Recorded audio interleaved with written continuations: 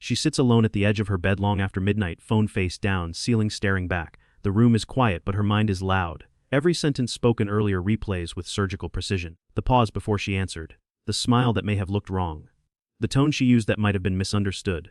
Nothing dramatic happened, yet her chest feels tight, as if something important is about to collapse. Overthinking rarely announces itself as danger. It arrives disguised as responsibility. Her thoughts circle like a tired animal trapped in a small cage. She tells herself she is simply being careful, simply trying to understand. But understanding never arrives, only more questions. Did she say too much? Did she say too little? Was she too much? Not enough.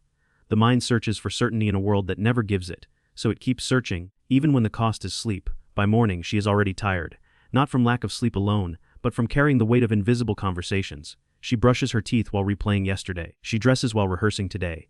Every choice feels loaded with consequence. The world sees a calm woman making coffee.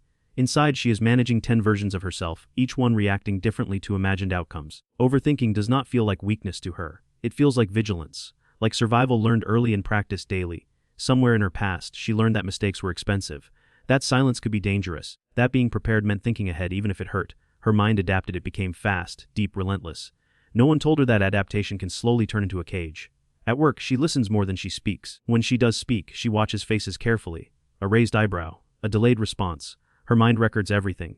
Later she will analyze it all like evidence from a trial where she is both the accused and the judge. No verdict will ever feel fair. The effort is exhausting, but stopping feels impossible. If she stops thinking, something bad might slip through. That belief hums quietly beneath everything she does. Overthinking is not loud panic. It is quiet control. It is the constant attempt to prevent pain by predicting it. And slowly, without drama, it begins to take her life hostage. Overthinking grows stronger in silence. When no one is watching, her mind fills the space with echoes. At night, she lies still beside someone who sleeps easily, wondering why her own mind refuses rest. She replays moments not because they matter, but because they might. The word might becomes a trapdoor beneath every thought. She tells herself she is being rational, but her body disagrees. Her shoulders stay tense, her jaw aches, her breath stays shallow. The body remembers what the mind tries to justify.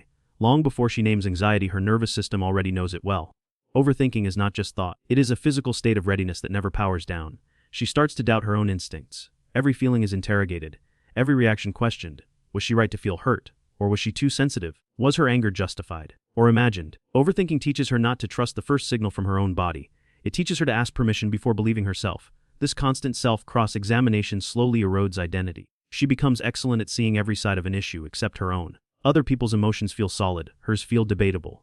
She learns to minimize her inner world, not because it is small, but because it is overwhelming. People praise her thoughtfulness. They call her deep, considerate, emotionally intelligent. She smiles at the compliment, unaware it describes the very thing draining her. Overthinking often hides behind socially acceptable words. Careful, empathetic, mature. No one sees the cost paid in private. She begins to disappear from herself, not suddenly, quietly, choice by choice, thought by thought. Until one day, she cannot remember what she wants without first imagining how it will affect everyone else. Her mind is crowded, but she feels strangely alone inside it. There are moments when she almost notices it. A pause before responding that lasts too long. A decision delayed until the opportunity quietly passes. Overthinking does not scream when it takes something from her. It waits until she looks back and realizes what is missing. Her mind constantly travels forward in time, rehearsing future pain. If she imagines it first, maybe it will hurt less later. That logic feels convincing. But the body lives as if the imagined pain is already real. Stress hormones do not distinguish between now and later. Her system stays locked in anticipation. She begins to mistake thinking for living. Action feels risky. Thought feels safer. Inside her head, everything can be paused, adjusted, reviewed. Reality offers no such control, so she stays where she feels powerful even as that power exhausts her. The irony is cruel. The same mind that protects her from chaos also keeps her from peace. Overthinking promises safety, but delivers constant alertness.